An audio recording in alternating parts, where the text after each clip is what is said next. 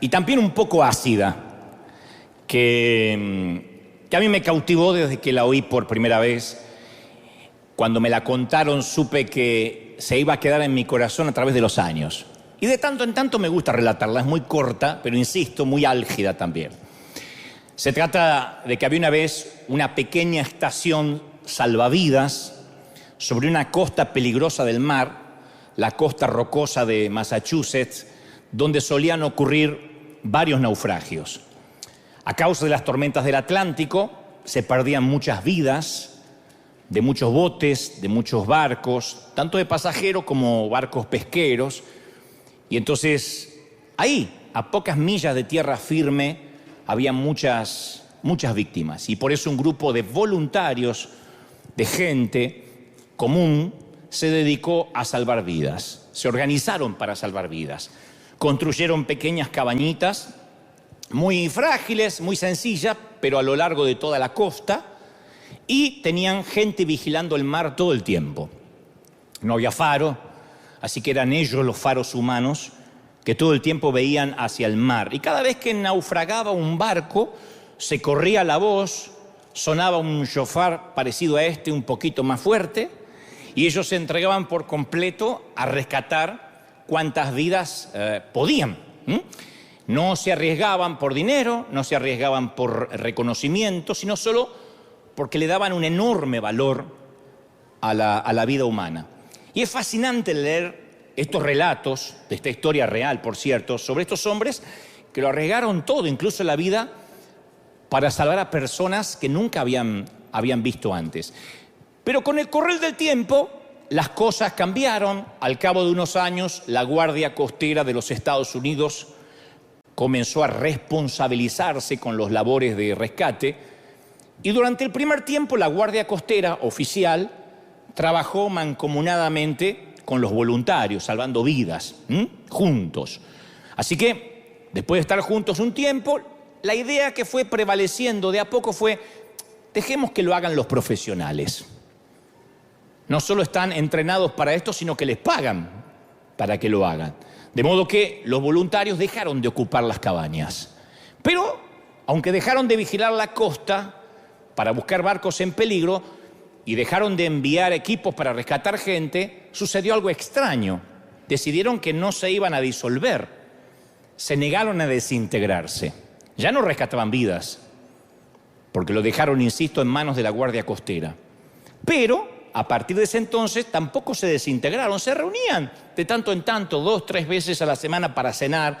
Disfrutaban estar juntos, al cabo se habían conocido trabajando, jugaban a las cartas, tomaban whisky, fumaban algunos habanos. Pero cada vez menos miembros estaban interesados en ir al mar en misiones salvavidas. Ya no se reunían para eso. Aunque el lema "salvar vidas" aún estaba escrito en un gran cartel en la puerta del club: "Salvamos vidas". Y había hasta un símbolo a la entrada, en el vestíbulo principal, en el lobby, había un bote salvavidas allí como símbolo de lo que alguna vez hicieron.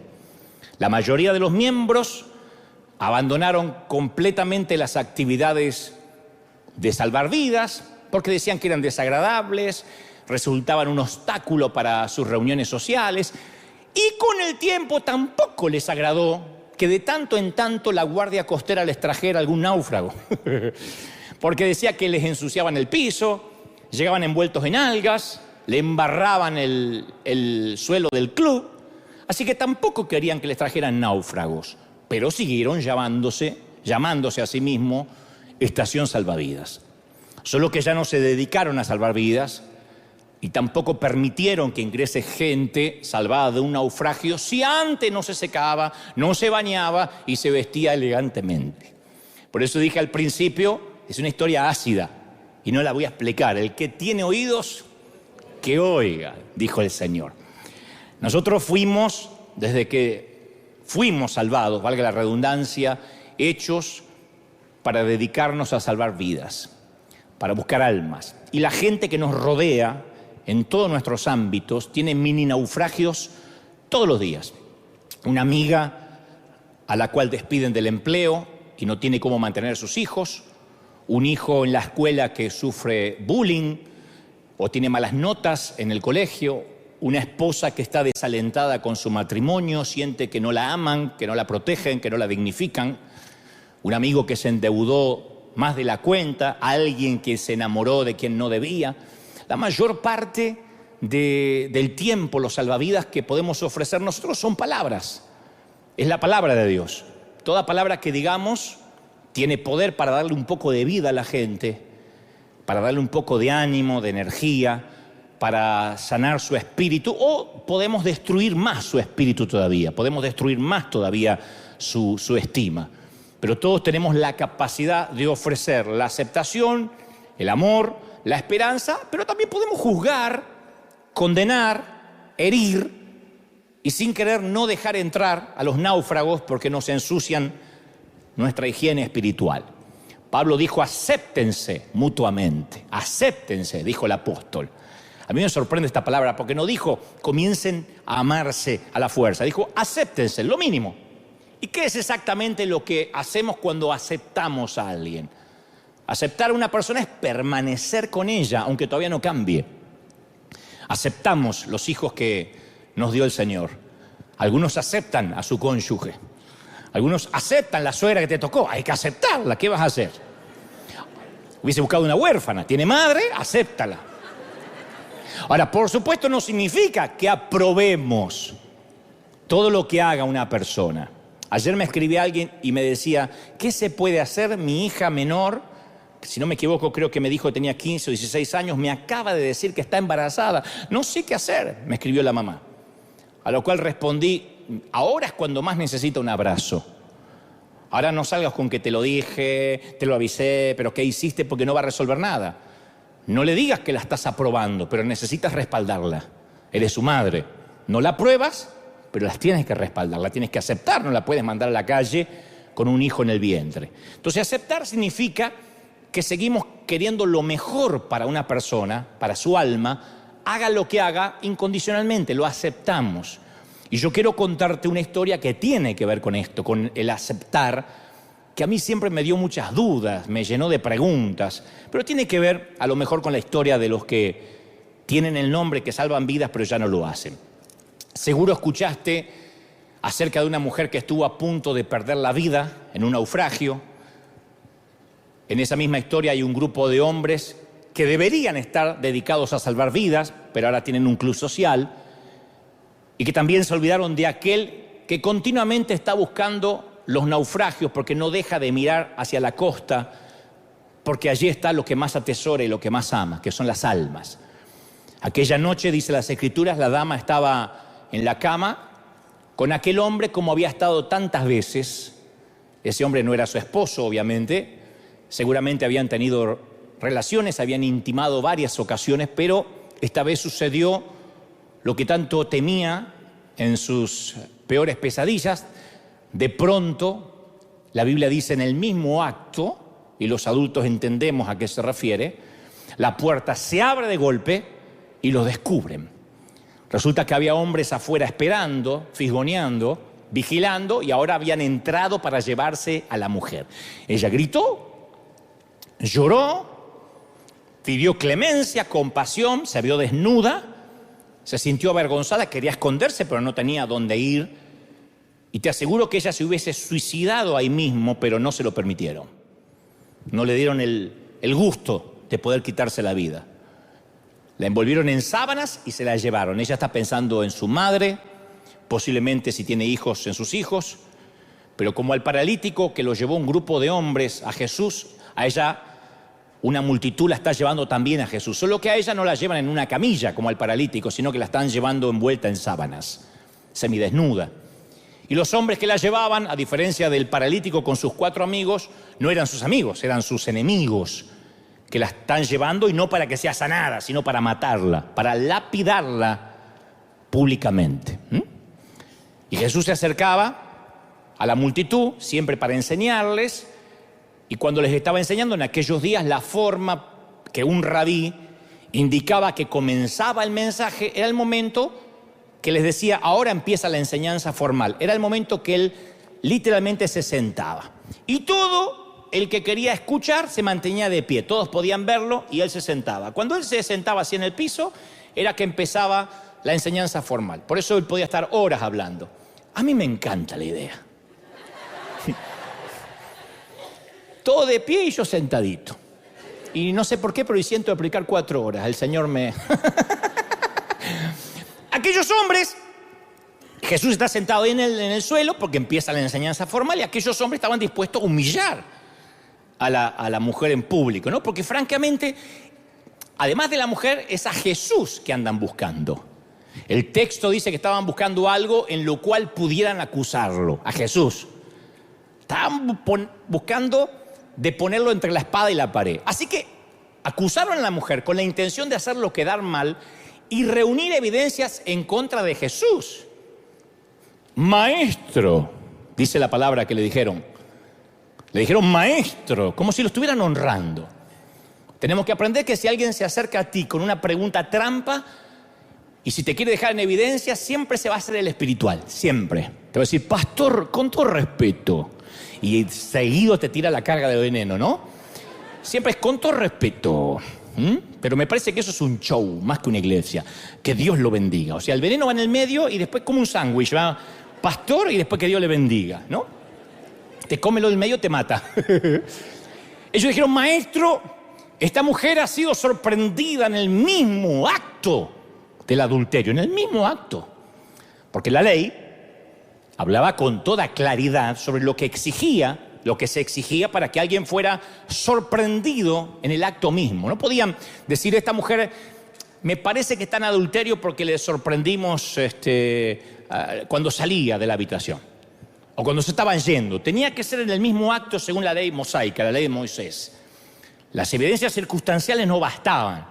Moisés había dicho que un solo testigo no iba a bastar para condenar a un hombre o alguna mujer por algún crimen o delito. Todo asunto, había dicho Moisés, se resolverá mediante el testimonio de 2 o 3 testigos oculares que tenían que haber visto. Esto significa algo maquiavélico, algo muy sórdido, porque significa que durante algún tiempo 2 o más de aquellos hombres habían estado merodeando la casa de esa mujer.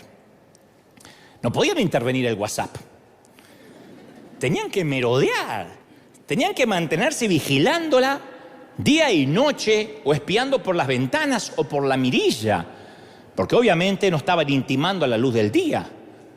Tenían que sorprenderlos en el mismo acto. No nos dice cuánto tiempo la vigilaron, ni cuánto habían visto, pero de hecho habían sido bastante morbosos y voyeristas. Habían visto más de lo que tenían que ver. Y esa premeditación a sangre fría con la que espiaron nos muestra el desprecio que ellos tenían por la mujer y obviamente por el Señor Jesús. Y notemos que el hombre que estaba acostado con la mujer no apareció nunca en la historia. La mujer no estaba sola teniendo intimidad. El tipo no aparece, a pesar de que la ley decía que a él también había que lapidarlo. Pero no aparece en la historia, así que es muy probable que los líderes religiosos habían estado en combinación con el tipo para hacerle la emboscada, para que la seduzca. Y cuando entraron a la habitación le dijeron al tipo, le pagaron, te puedes marchar. Ahora te puedes marchar. Y el tipo se fue. Como quiera que fuese, la llevaron ante Jesús. El tipo no aparece. Le dicen, la atrapamos en el mismo acto. La ley está muy clara, hay que apedrearla. ¿Qué dices tú? Jesús está ahí sentado. Toda la multitud de testigos. Y pensaron, ahora sí lo tenemos. Si le tiene misericordia a la mujer, si le tiene misericordia a la dama, lo acusamos de no cumplir la ley de Moisés y ponerse en contra de la ley, por consecuencia no es un rabino. Si dice apedréenla, como dice Moisés, se mete en problemas con Roma, porque las autoridades romanas les habían prohibido a los judíos ajusticiar a otros judíos si antes no pasaban por un juicio justo. Así que si decía apedréenla, se ponía la soga al cuello con el imperio, con César. Si dice no la apedreen, también se ponía la soga al cuello con todos los religiosos. Así que estaba la mujer, para que la puedas ver, temblando de culpa, de temor, deseando morirse, pensando que eso es lo que le iba a pasar. Y pensaba, qué espantosa manera de morir. Pero sus acusadores ni siquiera la ven. Ella solo es la carnada, insisto. Ellos van por el pez gordo, van por Jesús. Y todo lo que pueden pensar es, ahora sí lo tenemos.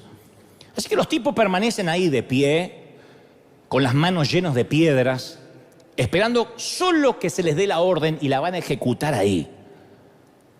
Es espantoso ver morir a alguien apedreado, porque empieza a desangrarse, porque las piedras abren tendones, venas, intestinos. Muere en un grito vivo hasta que ya no se mueve más. Y ellos están dispuestos a lapidarla así, a una mujer que no conocen. Pero antes de seguir adelante, antes de que lo juzguemos con demasiada rapidez y decimos, qué animal esta gente, voy a intentar ser un ratito el abogado del diablo. ¿Cómo querés que me quieran los demás pastores con las cosas que digo? Pero bueno. Vamos a tratar de entender a la gente, porque siempre nos enfocamos en la mujer, pobrecita, y que capaz que estaba engañando a alguien o estaba en adulterio porque no sentía amor, qué sé yo, o a Jesús. Pero a mí me gustaría que focalicemos las cámaras en la gente. Es gente común, no los religiosos, la gente. Olvídense de los fariseos, pensemos en la gente común, no los doctores de la ley. Todos los que agarraron una piedra, que no habían nunca asesinado a alguien y con todo gusto están dispuestos a asesinar a esta mujer. ¿Por qué estaban listos para apedrearla? Siempre me pregunté eso. Pero para eso yo te quiero preguntar una pregunta que también me hago a mí mismo. ¿Tuviste alguna vez una piedra en la mano? Voy a avanzar y te vas a dar cuenta que hasta es posible que cargues una ahora mismo. Históricamente, los cristianos hemos dividido a los pecados en dos categorías. En realidad no hay escalas de pecado para Dios. Siempre digo que en la misma lista del homicida, Dios colocó al chismoso.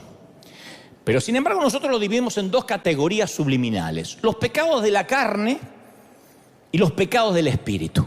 Los vamos dividiendo siempre. Dios no los dividió, el Señor nunca los dividió, nosotros sí. Los de la carne generalmente tienen que ver con apetitos descontrolados, con el placer, ¿no? Lujuria, codicia, gula, borrachera, envidia. Bueno, no sé si la envidia tiene que ver más con el espíritu, pero con la carne se me ocurre pereza. Y los pecados que más nos escandalizan a nosotros son esos. Uy, aquel parece que tuvo sexo con una fulana. Aquel me parece que tiene pinta de gay. Esta tiene que ser lesbiana, por la cara tiene que ser lesbiana. Me miraba raro en el baño. A nosotros esas cosas nos producen escozor. ¿Alguna la miró raro en el baño? Díganme. A Jesús lo que más lo escandalizaba son los pecados del espíritu. Y ahora sí, envidia, orgullo, arrogancia, justicia propia, espíritu crítico. Eso era lo que a Jesús más lo sacaba de quicio. Los pecados, lo que conocemos como pecados del espíritu, o pecados del alma quizá. Lo que sucede es que esos pecados no suelen ser tan coloridos, tan escandalosos como los pecados de la carne. Y es muy extraño que en una iglesia contemporánea ejerza disciplina sobre uno de estos pecados del espíritu. Muy raro. Si alguna vez escuchas que removieron a un pastor de una iglesia o removieron a un líder y te dicen fue por razones morales, es muy difícil de que se trata de orgullo. ¿Por qué cambiaron al pastor? Porque era celoso. ¿Por qué lo cambiaron? ¿Por qué la denominación lo quitó? No, porque vivía hablando mal de otros pastores y eso es pecado. No, cuando dicen razones morales, está hablando de razones morales a las que nosotros decimos son pecados de la carne. Este metió la pata con alguien. Las iglesias contemporáneas no nos solemos escandalizar con la arrogancia, la murmuración, la justicia propia, pero Jesús sí. A Jesús esto, insisto, lo sacaba de eje. El Nuevo Testamento cuenta un asombroso número de relatos en que participa esta tríada de un pecador de la carne, un pecador del espíritu y Jesús. Hay un montón de historias. Tenemos la historia del fariseo y la pecadora que ungió los pies de Jesús. Ahí está el fariseo, la pecadora y Jesús. La de los fariseos y el recaudador de impuestos y Jesús. La del hijo pródigo, su hermano mayor y claro, el papá. Entonces, y por supuesto esta, la de los líderes religiosos y la mujer atrapada en adulterio. En todos los relatos, los culpables de los pecados de la carne sabían que estaban metidos en un lío. Cuando uno comete un pecado de la carne, lo sabe. Puede arrepentirse o no, pero sabe que metió el pecado. No necesita discernimiento para saber que metió la pata. Pero esa gente que cometía pecados de la carne veían a Jesús como alguien al cual podían correr para refugiarse, para arrepentirse. Entonces, en todos los relatos, los culpables del orgullo y la arrogancia no corrían a Jesús porque eran ciegos. Pensaban que era posible amar a Dios y despreciar a la gente. Pensaban que era posible, insisto, amar a Dios y odiar o aborrecer a la gente. En realidad se creían modelos de madurez espiritual. ¿Por qué evitaban los pecados de la carne? Bueno, yo soy fiel, no ando mirando mujeres que no son la mía, pensaban, yo no miro pornografía, así que no tengo esos pecados groseros. Ahora, no tenían ni idea que su pecado anulaba la capacidad para amar, lo cual hace que los pecados del espíritu sean más peligrosos y destructores inclusive que los pecados de la carne. Y los pecados de la carne son malos porque tienen que ver con el placer carnal, el placer de la carne. Pero los peores placeres también son espirituales. El placer de hallar la falta en el otro, el placer de ver inferiores a los demás, el placer de tener poder y maltratar, el placer del odio. Por eso es que el que se cree a lo mejor guardador de una sana doctrina podría estar muchísimo más cerca del infierno que una prostituta. Ahora es cuando nadie dice amén, quedan todos mirando, yo sé. Y yo me pregunto, volviendo a la gente que tiene piedras en la mano, pero ahora me voy a detener un poco en los maestros de la ley. Me pregunto si aquellos maestros de la ley comenzaron cuando jóvenes con una vida de servicio y tenían un corazón amable. Yo creo que toda esa gente se alistó para servir porque amaban a Dios. Yo estoy convencido que comenzaron a servir de jóvenes porque les impulsaba a servir el amor por la gente. Pero como esta estación salvavidas que les conté al principio, algo les empezó a cambiar en el corazón. No sé, tal vez cuando aprendieron mucho las escrituras, ahí se llenaron de orgullo, porque a veces el saber mucho y no aplicarlo nos puede llenar el corazón de pedantería. O quizás todos los esfuerzos por guardar la doctrina les llenaron de desdén hacia los demás. Pensaron que los demás que no guardaban la doctrina eran gente de menor categoría, que a veces lo pensamos, menos santos que ellos. O tal vez tenían dones y todos sus dones los llenaron de intolerancia hacia los más débiles. Yo tengo un don, vos no lo tenés, entonces te desprecio. Todo su poder espiritual lo llenaron de menosprecio hacia los demás. Y a lo mejor se volvieron esclavos de un corazón insensible, apático, como se puede volver un adicto a la cocaína, esclavo, ¿no?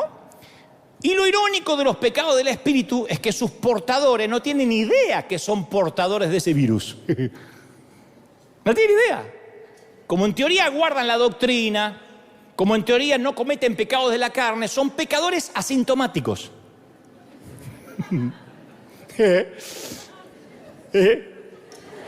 Yo le puedo seguir la risa esta mañana, ¿eh? Son pecadores asintomáticos. Contagian pero no se dan cuenta. No tienen idea que están enfermos. Al menos con los pecados de la carne, la persona sabe que se metió en problemas. Pero con los pecados del espíritu, por ahí ni se entera que está pecando. Todo lo que hace es caminar por la vida con una piedra en la mano. No puede ver a los perdidos, ya no mira a los perdidos. Y a los que naufragan alrededor porque ya no se dedica a salvar vidas.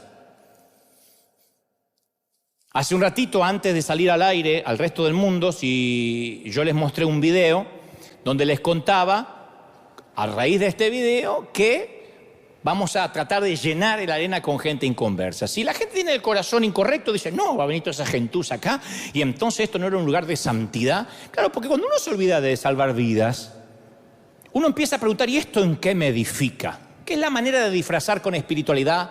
¿Y yo qué gano con esto? ¿Y yo qué gano con esto? ¿Qué salgo ganando? Pero se disfraza de un lenguaje religioso con una retórica de ¿y esto en qué me edifica? Y a mí me preocupa mucho esta gente que piensa así, que acá no hay porque son todo, gloria a Dios, muy diferentes, pero los que están en otro lado. Que cada vez son más los que no pueden ver al inconverso y al que se pierde. Cada vez son más y mutan en nuevas cepas.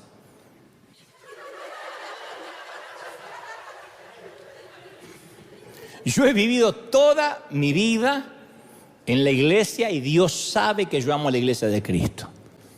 El día que Dios no lo permita, dejara de amar a la iglesia, yo no hablaría nunca más en público. Sin embargo, a veces me pregunto, ¿por qué las iglesias producimos tantos apedreadores? ¿Por qué? Yo pienso que la iglesia de la que formé parte por muchos años, cuando yo era chico y adolescente, había muchas personas apáticas, frías. Yo no me recuerdo haber gente que danzaba, ni reía. Tenían muy poca capacidad para el gozo. Muy poca capacidad. No íbamos a gozar más allá del sol. De este lado del sol estábamos todos amargados.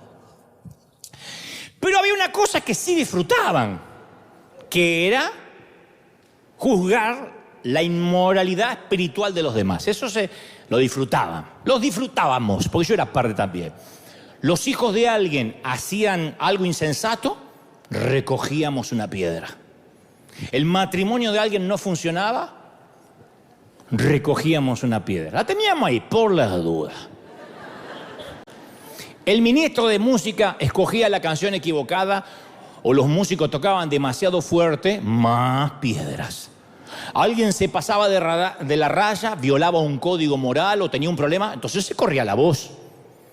Pueblo chico, infierno grande, dicen por ahí. Entonces, la gente recogía piedras. Lo cierto es que esperábamos apedrear con ganas, ¿no?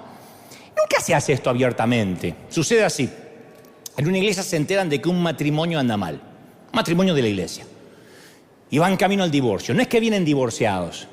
Están en la iglesia, se casaron por iglesia, pero se llevan como perro y gato y se están por divorciar. Y se corre el rumor. Entonces hay otras mujeres que hablan del tema. Ay, ¿te enteraste? Ay, que a mí me duele el corazón. Yo pienso en los chiquitos, yo pienso en los hijos. Mira, pienso en los hijos y me da una cosa. Ay, cómo fueron capaces esos nenes. Pero por dentro está pensando unas palabras que no va a decir nunca. Nunca me gustó ese matrimonio. Yo siempre noté que no eran el uno para el otro. No había como conexión ahí. Seguro que ella era una loca que lo volvía loco al pobre condenado. Otra dice, no, seguro que la engañaba hace rato.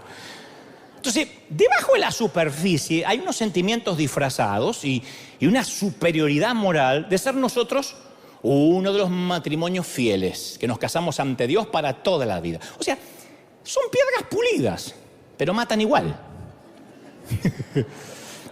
Lastiman igual. Laceran igual.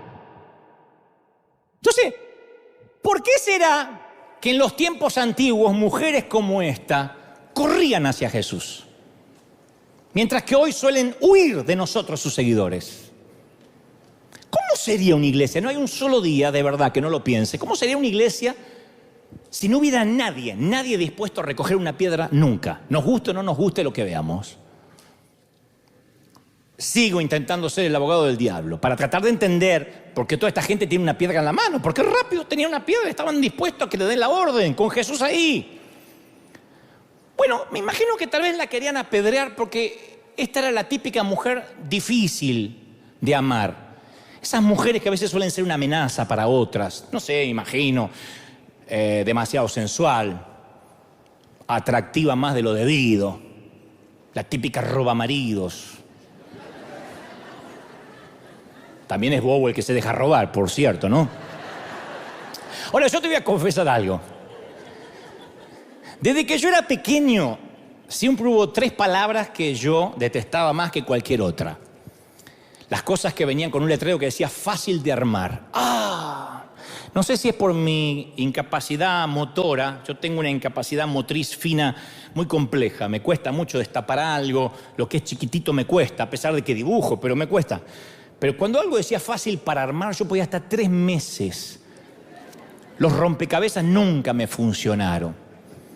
Un día estaba feliz que completé terminé un rompecabezas dedicándole 3 años haciendo un rompecabezas. Y me alegré porque en la caja decía de 3 a 7 años.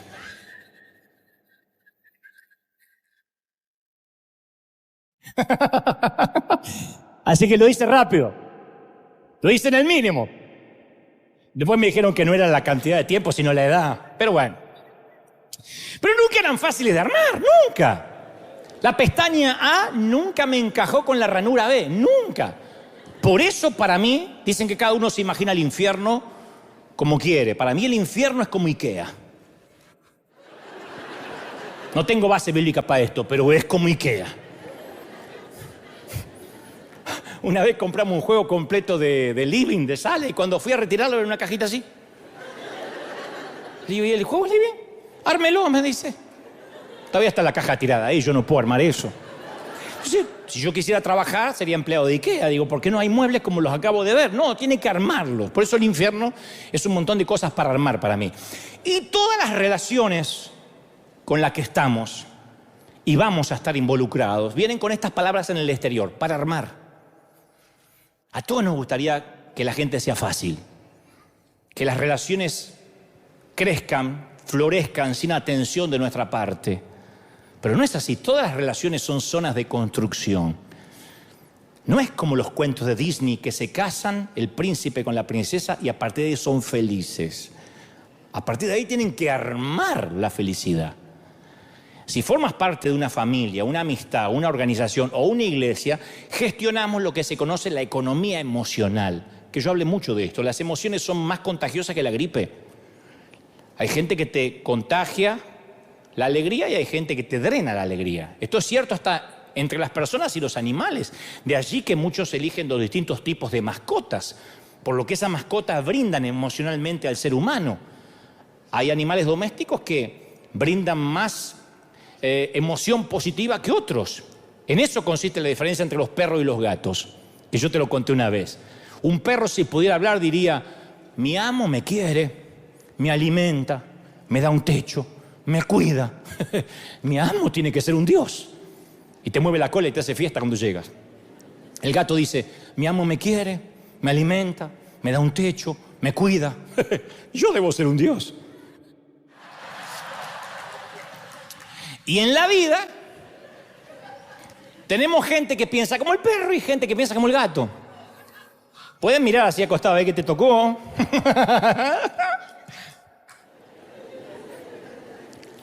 Y la gente que es inteligente en sus relaciones pregunta: ¿quiénes son los que más contribuyen en mi economía emocional? Porque hay ciertas personas cuya compañía nos encanta, cuya mente nos gusta escudriñar, nos desafía. Hay gente así. Captan por completo nuestra atención, nos hacen reír con fuerza. Esa gente, cuando uno las encuentra en un recodo de la vida, nos subyuga, nos seduce estar con ella. Cuando conoces a alguien así, te puede decir: che, tengo que ir hasta el basurero, ¿me acompañas? Perdí algo, cuando lo tiré a la basura voy a recorrer y revolver toda la basura. Y no se te ocurre nada en el mundo que preferirías hacer. Vas al basurero con tal de estar con esa persona. Porque te llena de alegría. Vas a volver con un olor espantoso, apestando, pero alegre.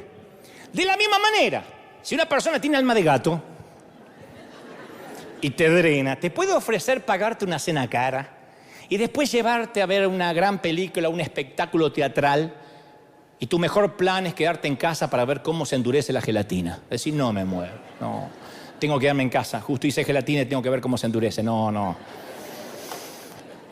Entonces, y ser capaz de discernir esa economía emocional, eso es un don. Y nadie dominó ese don como Jesús. Jesús le bastaba caminar entre sus amigos, entre sus discípulos, y tenían la habilidad para hacer preguntas que sacaran los problemas a la superficie. Jesús tenía mucho la frase: ¿qué disputabais entre ustedes? Entraba a una habitación y dice: ¿qué disputabais entre vosotros? Porque estaban discutiendo y él podía percibir la atmósfera. Entonces a lo mejor nos preguntamos: ¿cuándo va a llegar el día en que la gente que nos rodea va a ser lo suficientemente madura, sana, normal para que no nos amargue el día? Nunca. La gente que conoces nunca va a ser santo ni normal, y tú tampoco lo eres. Todos somos santos hasta que nos conocen. Hasta que saben quiénes somos, todos somos santos. Hasta que un día nos sacan la moneda.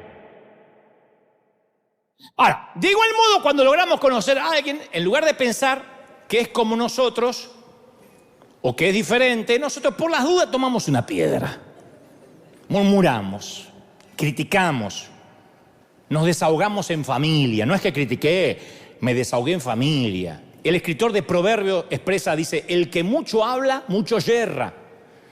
y el que es sabio refrena su lengua. O sea que hay una correlación directa entre el número de palabras que decimos y el número de pecados que cometemos por día. O sea que una de las formas más sencillas de disminuir nuestros pecados es dejar de hablar. Como dijo la apóstola Shakira, ciega, sorda y muda. Se dice que hablamos un promedio de 10.000 palabras diarias. Las mujeres un poquito más. ¿Cuántos pecados estarán envueltos en 10.000 palabras diarias? Y mentir no es solo una de las maneras del pecado verbal, ¿eh? Agreguemos la murmuración, la difamación, la ira, el alarde, los halagos desmedidos, las promesas sin cumplir. La pila se va haciendo cada vez más alta. Así que vamos a calcular el cociente del pecado en 1.000 diarios. 10.000 palabras, 1.000 son pecados. Esto nos daría una proporción de 10 palabras por pecado. Sí. Si habláramos la mitad de lo que hablamos, descendería el factor del pecado. Si habláramos 9 palabras o menos por día, 9 palabras o menos, seríamos santos. Había un monje que hizo un pacto de silencio. Solo podía decir 2 palabras cada 10 años. 2 palabras. Tenías que pensar 10 años las 2 palabras. Así que llegó al claustro. A los 10 años lo manda a llamar el superior y le dice: hoy es el turno de sus 2 palabras. Y él dice: cama dura. Se va otros 10 años. A los 10 años dice: es el turno de sus 2 palabras. Dice: comida fría. Pasan otros 10 años, lleva 30. Y sus 2 palabras dice: me voy. Y el tipo dice: yo sé que se fue, yo sé que se va, porque desde que llegó no hizo otra cosa que quejarse. Ahora, imagínate 2 palabras, ¿cuál sería? Pero la meta de la vida no consta en vamos a evitar el pecado y vamos a ser todos mudos. La vida es más compleja que eso, hablamos, y algunos hablamos más que otros, ¿no? Pero tenemos la tendencia a idealizar la iglesia del siglo I y decir: ay, en el libro de los Hechos la gente era libre de conflictos, todos se amaban. No, la iglesia de los primeros tiempos existían conflictos. Claro que existía. Era un lugar donde la gente estaba comprometida con la obra, pero también estaba comprometida a resolver los conflictos. Pablo le escribió una vez a la comunidad de Filipos, esto está maravilloso. Había 2 mujeres que eran prominentes en Filipos. 2 mujeres muy especiales, Evodia y Síntique. Si alguna mamá estaba buscando nombre para sus hijas, te las regalo. Evodia, Síntique, quédate quieta. Está bueno. Y Evodia y Síntique estaban metidas en un conflicto. ¿Quién sabe por qué empezó y cómo se agrandó, no? No sabemos cuál es el problema, la Biblia no lo dice. Tal vez se trataba de decidir cuál tenía el nombre más raro y por eso estaban discutiendo. Y Pablo no les da un consejo, no dice: Evodia, habla con otras personas acerca de lo injusta que ha sido Síntique contigo. Publica un video en YouTube, denuncia a la Evodia, la falsa profeta Evodia, que se haga viral, que aprenda. Síntique comenta con detalle los defectos de carácter, las neurosis de Evodia, para que la mujer esta sea más inteligente. Tampoco dice: Síntique, cuéntale a 3 o 4 amigas, 3 o 4, comparte esto, porque hace bien compartir lo mal que estuvo Evodia contigo. No es que murmure, pero compártelo para que tú puedas reforzar tus sentimientos de mártir y te sientas bien. No, en lugar de hacer eso, Pablo les dice ardientemente: les ruego que resuelvan este conflicto de manera directa, que sean de un mismo sentir. No le dice que sean iguales, que sientan lo mismo. No le dicen que sean uniformes, que se unan, que lleguen a la unanimidad. Les ruego. Es asombroso que después las elogia a las mujeres. Dicen: ustedes han luchado, Evodia y Síntique, a mi lado en la obra del Evangelio. Es uno de los mejores elogios que Pablo podía dar, porque Pablo no era de regalar elogios, ¿eh? Y les dice: sus nombres están escritos en el libro de la vida. Evodia y Síntique, cuando lleguen, búsquenlo, ahí están. O sea, le está diciendo que tengan un conflicto con la gente, no las rebaja para mí. La prueba de la espiritualidad no es la ausencia de conflicto. Yo me llevo mal con la gente y por eso no soy espiritual. No, eso no va a desaparecer hasta que muramos. La prueba es la manera en que manejamos los conflictos. La prueba de la espiritualidad es si agarramos piedras o no agarramos piedras. Los conflictos van a estar siempre porque somos gente y la gente somos complejas. Somos un organismo vivo. ¿Cómo no va a haber problema en una iglesia? Lo que es optativo son los resentimientos y el rencor. Eso es optativo, es opcional. Los problemas surgen cuando hablamos con otra persona del conflicto en lugar de ir directamente a la persona involucrada. Así que en lugar de ir a Sintique, Evodia, imagínate que va otra persona. Ay, ¿sabes lo que me hizo la Sinti? La Sinti, esa es chusma, se pisa la lengua. Sinti que se entera. Ay, ¿sabes lo que dijo Evodia de mí? ¿Qué dijo la Evo? ¿Qué dijo? Mira, no digas que yo te lo conté. Muere acá. Que esa es la clásica de las mujeres. Muere acá. Pero las mujeres tienen poder de resurrección. ¿O no? Bueno, no todas. Fueron las primeras en ir a la tumba. Y le dijo el ángel, ¿por qué buscan al que está muerto? Y ellas resucitan todo. Aún lo que prometieron que moría ahí.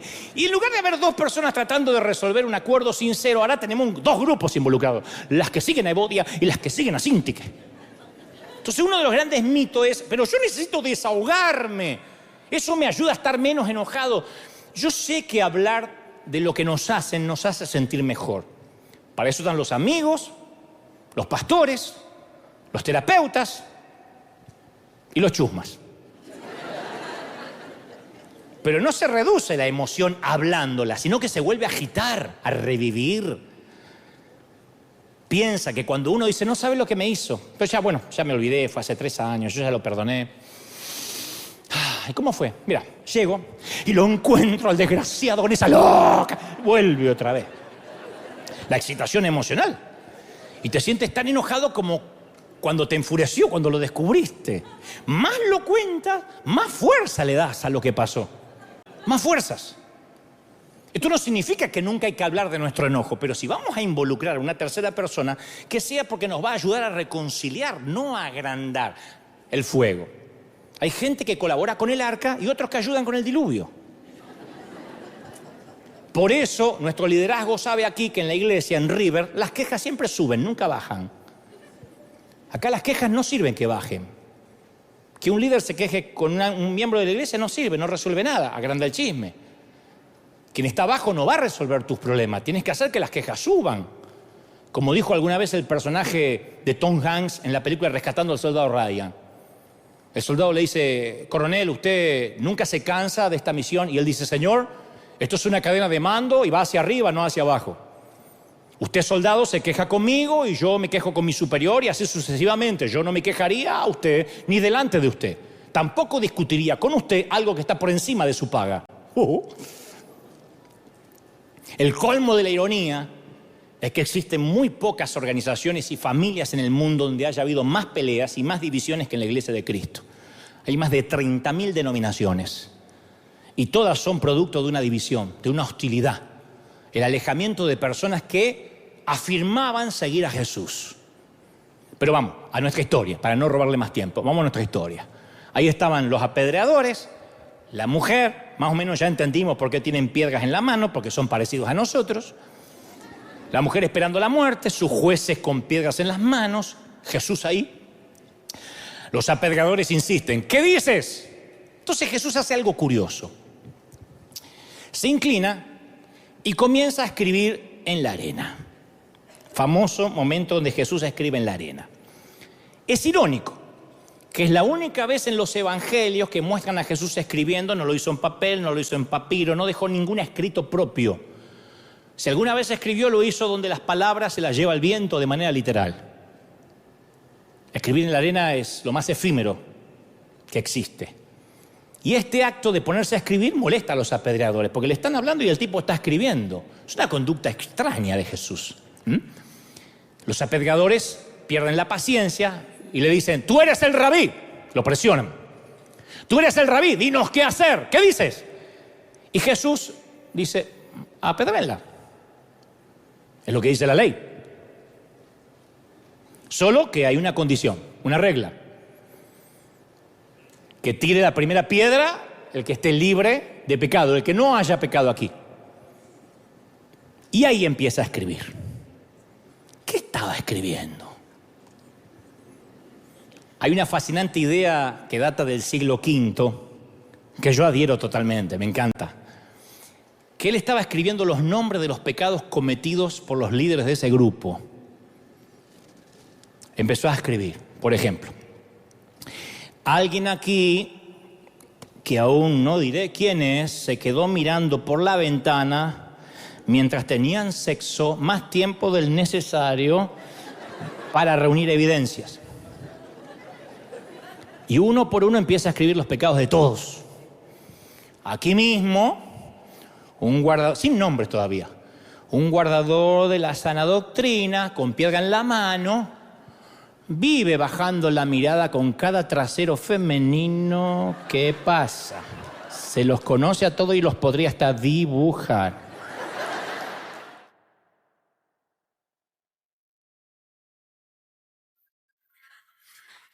Y allí a mi izquierda tengo otro defensor de la senda antigua, que si la esposa algún día logra descifrar la contraseña de su celular, se le cae toda la fachada.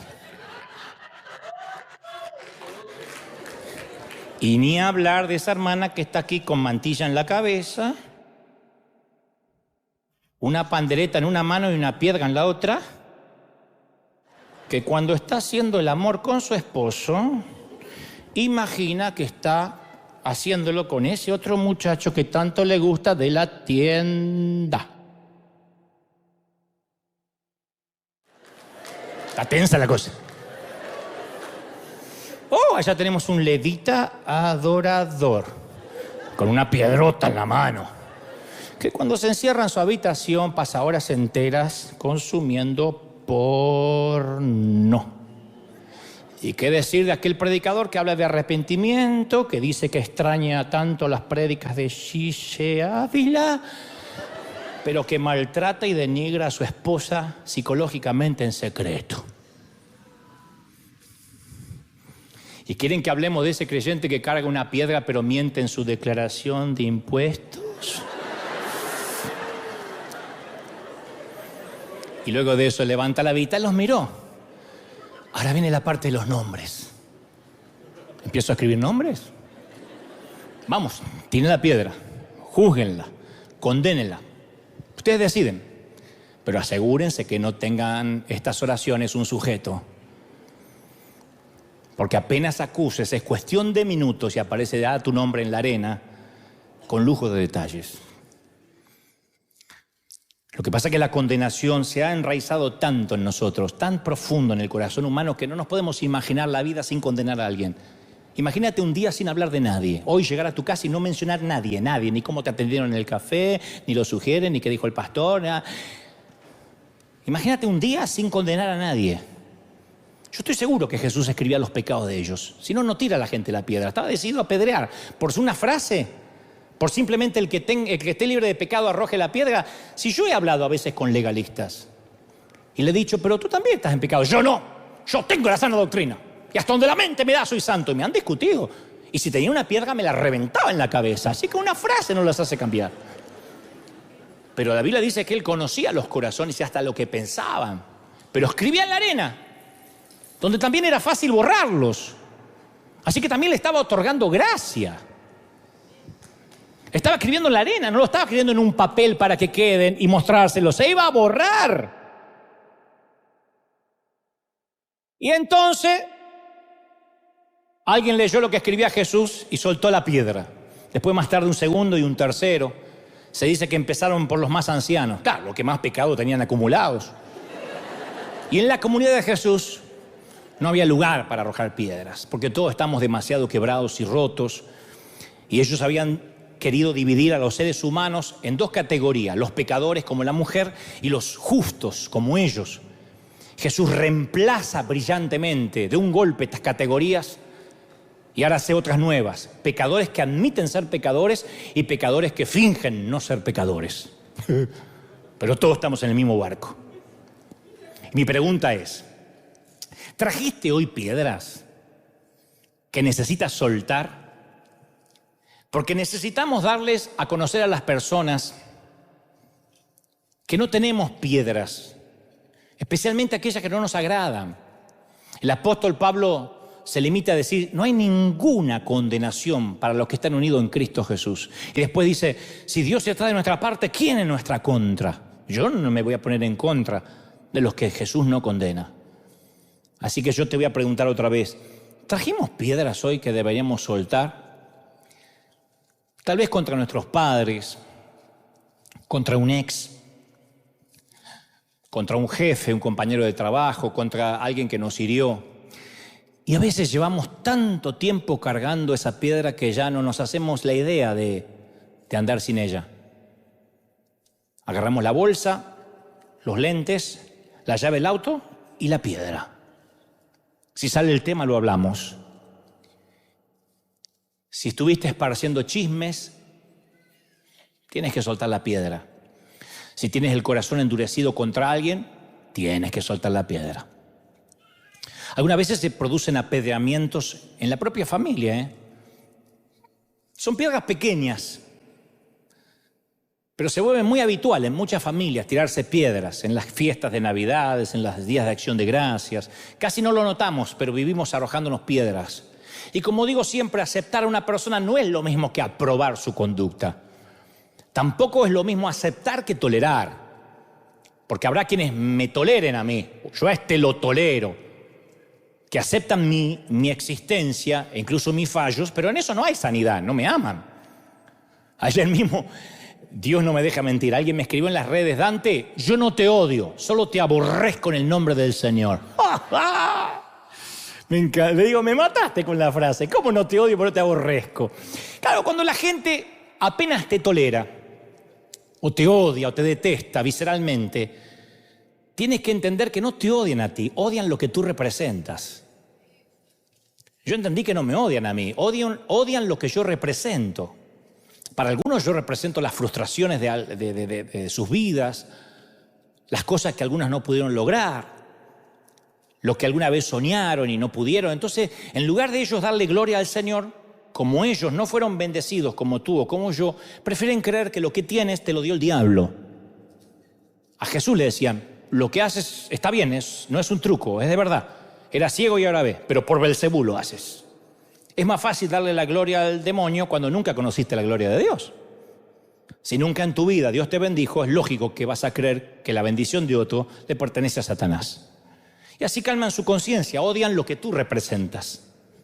Porque si representas el favor de Dios, hay mucha gente que queda mal parada porque no tiene tu favor.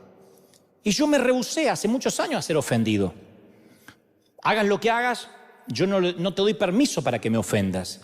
Para que alguien me ofenda, yo le tengo que dar permiso. Me pueden herir, pero no me pueden ofender. Porque si yo me ofendo, me enojo, tomo una piedra y me convierto en alguien parecido a la persona que me ofende. Y yo no quiero ser esa clase de monstruo. Entonces, no me gusta que la ofensa permanezca en mí, que ni siquiera llegue, que orbite fuera de mi radar. La gente necesita más que tolerancia. En parte esta es la razón por la cual la gente se acercaba a Jesús. Porque los inteligentes no soportan mucho a los tontos. Los jugadores de primera categoría no viajan en el mismo bus que los jugadores de tercera. Pero cuando los pecadores se acercaban con su vida arruinada, a la única persona sin pecado que vivió jamás, él no se limitaba a soportarlos, los amaba de verdad. La aceptación es un acto del corazón, no del racionamiento. Aceptar a alguien es escuchar sus historias tristes, sórdidas, sus tenebrosos secretos. La madre que viene a la iglesia y se resiente a veces con sus niños pequeños porque se siente desbordada, porque no tiene un minuto para ir al baño y a veces dice, ay, cómo quisiera no haberlos tenido, ser soltera, y después se siente llena de culpa por eso y un monstruo. Esa mujer necesita un abrazo y decirle que todas tuvieron ese sentimiento alguna vez. El hombre que siente ganas de tener una aventura con una compañera de trabajo que podía ser su hija. ¿A quién se lo va a contar? ¿En la iglesia? No liquida, no estoy diciendo que la tuvo, que está tentado. El pastor que está lleno de dudas secretas acerca de lo que él mismo predica. El jovencito de 15 años que está inundado de sentimientos de atracción hacia otros hombres. Pero esos sentimientos no desaparecen, ora, llora, se lo dice al padre, lo mata. A la madre menos, en la iglesia menos. Y lo vive solo, porque ¿quién lo va a aceptar? ¿Quién va a aceptar su lucha? La aceptación es un acto del corazón. Hay un montón de gente que no le cuenta a nadie sus secretos porque están seguros que apenas lo cuenten va a comenzar el apedreamiento público. ¿Y sabes por qué lo saben? Porque ellos también tiraron piedras. Porque uno tira piedras también. Si son afortunados van a encontrar a alguien que los escuche y no les dé vuelta la cara con asco, con repugnancia. Así que esa gente es la gente rota que necesita que los escuchen con algo más de te soporto. Hasta que cambies, y cambia, porque ya son 2 domingos que venís y no cambiaste. No, esa gente necesita a alguien que vea sus tinieblas, sus historias más tristes, y aún así los siga amando. Acercarse a alguien que no tenga piedras en los bolsillos para arrojarle. Aquella mujer había hallado a un hombre así. Que así que al final de la historia está la mujer, Jesús, y un montón de piedras apiladas sobre la arena. Se fueron todos. Jesús se pudo constituir en el apedreador. Él sí tenía derecho. Él podía apedrear a la mujer. Pero Jesús borra en la arena los pecados de los muchachos. Y le pregunta a la mujer, hey, dime, ¿dónde están tus apedreadores? ¿No te condenó ninguno? Lo que está diciendo es, tú y estos hombres no son tan diferentes. A ti te sorprendieron nada más. Ellos aún lo ocultan. A pesar de toda la superioridad espiritual que muestran, todos están a bordo del mismo barco, todos. Así que dime, pequeña, dime, niña, ¿dónde están los que te condenaban? ¿Te tiraron alguna piedra? Ninguno, Señor. Muy bien. Entonces yo tampoco. Va, se acabó la condenación, ve a vestirte. Entonces le dice las palabras que le llegan al corazón y le devuelven la vida. La llenan también de dolor porque le revelan que él conoce su pasado. También la llenan de esperanza porque le dicen que hay alguien que cree en ella. Le dice, vete y no vuelvas a pecar. Y esas palabras van a quedar en su corazón hasta que sea una ancianita arrugada, canosa, rodeada por un esposo que quizás nunca le va a contar este incidente. Unos hijos y unos nietos que juegan alrededor con un par de perros. Vete y no peques más. Porque no solo la perdonó, sino que le dio una responsabilidad. La misma gracia que la liberaba de los pecados del pasado, la llevaban a caminar un futuro libre de pecado en el futuro. La misma gracia hace lo que la condenación y las piedras no pueden hacer. Transformar una vida. Imagínate lo que sucedería en nuestro pequeño mundo si adoptáramos este estilo de Jesús. Y si River dejáramos de atacar por completo a los que me miran de otras partes del mundo y aceptáramos a la gente, imagínate que nos lleguen a conocer como la iglesia que nunca arroje una piedra. Anda, River. No, que voy a ir así vestido. Anda, que ahí nadie critica. Anda, que ahí todos te aman. No, pero anda. Sería maravilloso. Tenemos que lograrlo. Uy, y voy a terminar con esto. Te voy a confesar algunas cosas que he descubierto en este peregrinar cristiano y que también es parte de un viejo poema, pero se los voy a regalar para finalizar. A lo largo de la vida es muy duro, pero al cabo la verdad es la verdad y nos hará libres. A lo largo de la vida he visto a infieles enamorarse de verdad, pero también he visto a muchas personas que se jactan de ser fieles, pero hacen el amor con náuseas, odiando a su cónyuge, deseando enviudar en secreto. He visto mujeres que usan pantalones y blusas algo ajustadas, pero son decentes y temerosas de Dios. Y también la vida me ha permitido conocer mujeres muy tapadas, recatadas, que se acostarían con cualquiera y murmuran de todo el mundo sin piedad ni temor de Dios. He visto gente del mundo amando a Dios a su manera, y he visto a gente de Dios amando al mundo en secreto. He visto a alguien sin futuro llegar muy lejos de la mano de Dios y he visto a mucha gente con seminarios teológicos no llegar a ninguna parte. He visto al malo levantarse y cambiar de vida y he visto gente buena que se cansa de ser buena y empieza a hacer daño.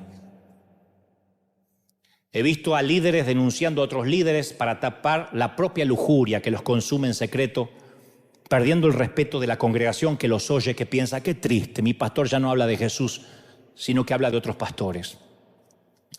He encontrado más gracia y favor entre algunos católicos que entre los evangélicos, que con alegría esperan ver a esos mismos católicos, esperan verlos arder en el infierno. He encontrado más códigos de lealtad entre algunos ateos que en el propio ejército que dicen ser los cristianos, que rematan a sus propios soldados heridos. Así que, consejo que no me estás pidiendo, yo sigo amando a la iglesia y mucho porque soy parte de ella. No te confundas, no todo es lo que parece. Somos todos santos y nos gusta arrojar piedras hasta que un día llega el Señor y escribe nuestros pecados ocultos y secretos en la playa pública. Y es ahí realmente cuando nos conocen. Y ese es el día en que también nos damos cuenta por qué los náufragos se siguen ahogando, aunque conservemos el cartel en la puerta que diga que somos una estación salvavidas. La gente ya se dio cuenta que hace muchos años que no salvamos vidas. Pero hoy es el día en que podemos cambiar. Hoy es el día que Dios nos ama. Nos habla duro, pero esto es bueno porque ¿cómo te ama el Señor? Si no, no te amaría así. ¿Cómo te ama el Señor? Dale un aplauso al Señor de señores y al Rey de reyes. Vamos, vamos, vamos. Si crees que Dios te habló, dale un aplauso al Señor. Vamos, dale un aplauso al Señor fuerte y dile, Señor, ese es mi Dios. Ese es mi Dios que me ama. Estamos todos en el mismo barco, ¿sí o no?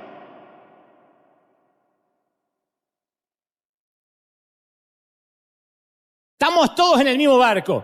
Y si hay alguien que me dice, ¿y qué de ese episodio en la Biblia que dice que tenemos que juzgar y sopesar los corazones? Sí, pero no hablar.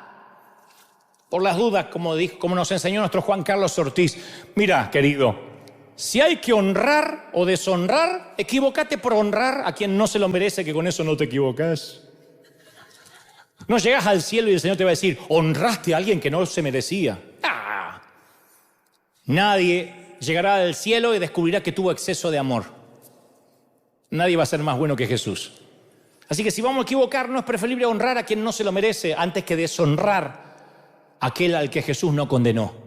Ni yo te condeno, vete y no peques más. Y esa es la palabra que el Señor te dice hoy. Vamos, vamos, ni yo te condeno. Culpa borrada. ¿Cómo te ama el Señor? Te ama el Señor, ¿lo crees? A los que están aquí y los que están en casa, vamos, repitan conmigo, dile, Señor Jesús, te recibo en mi corazón, entra en mi vida, perdona mis pecados, anota mi nombre en el libro de la vida y mis pecados, fuerte, y mis pecados en la playa, en la arena, para que solo en el día se borren y nunca más haya memoria de lo que he hecho. Amén y amén. Vamos a orar, vamos a orar. Levanten sus manos al cielo, vamos a orar. Nos unimos con la gente en sus hogares de los 5 continentes, Asia, África, Oceanía, América, Europa. Estamos orando. Escuadrón de búsqueda en combate contra las filas invasoras. Vamos a orar, vamos a clamar para que el Señor sane tus heridas, para que el Señor te bendiga, para que una doble porción del Espíritu venga ahora. ¿Cómo te ama el Señor? ¿Cómo te ama el Señor? A los que han juzgado por años, vamos, yo quiero escuchar espiritualmente el sonido de piedras cayendo al piso. Las piedras se caen ahora. La murmuración se termina ahora. El chisme se termina ahora. El juzgamiento crítico se termina ahora.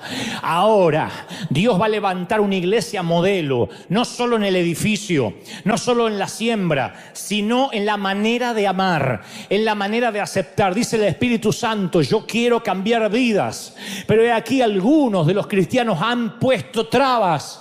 Han puesto piedras en el camino para que la gente no se acerque. Pero yo, dice el Señor, los enviaré del norte, del sur, del este y del oeste.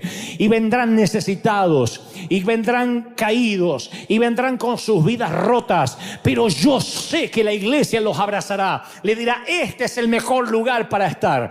Bienvenidos al hospital del alma. Bienvenidos al cuartel de los refugiados.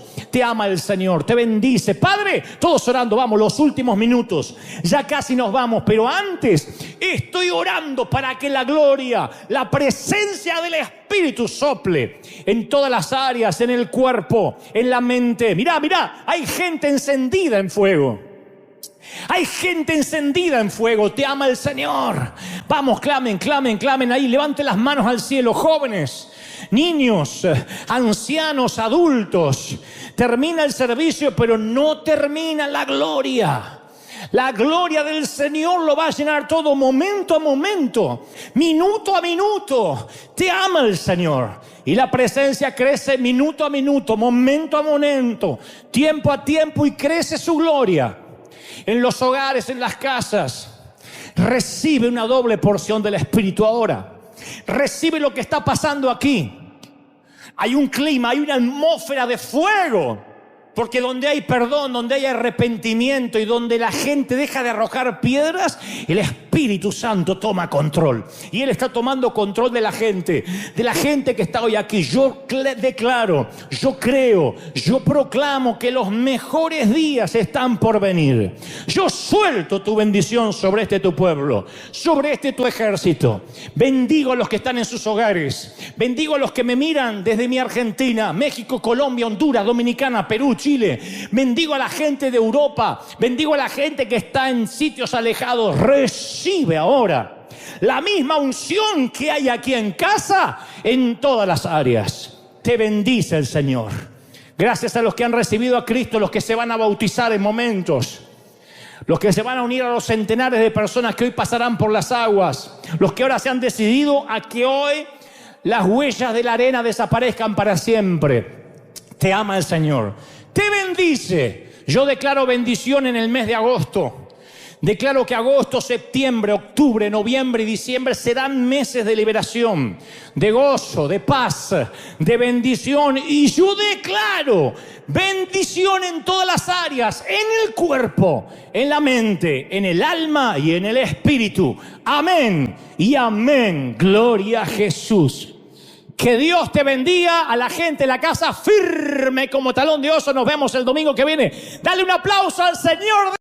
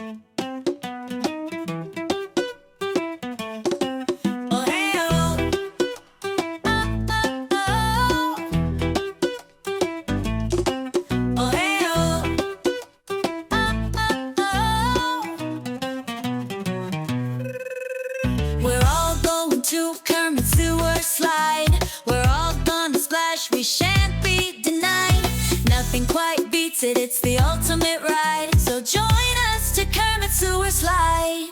Oh, hey, oh.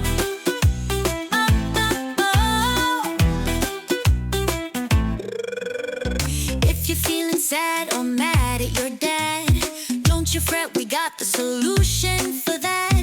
Grab all your friends and take a ride with us, all aboard the Kermit Sewer Slide bus. So hey, oh.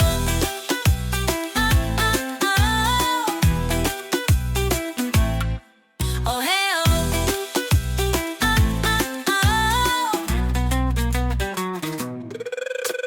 We're all going to Kermit Sewer Slide. We're all gonna splash, we shan't be denied. Nothing quite beats it, it's the ultimate ride. So join us to Kermit Sewer Slide. Oh, hey, oh.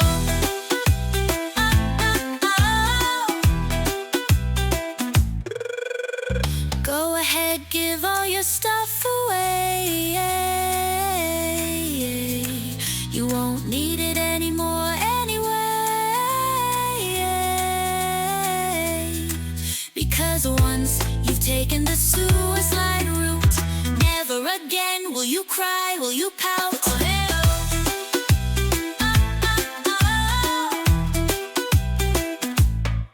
Oh, hey, oh.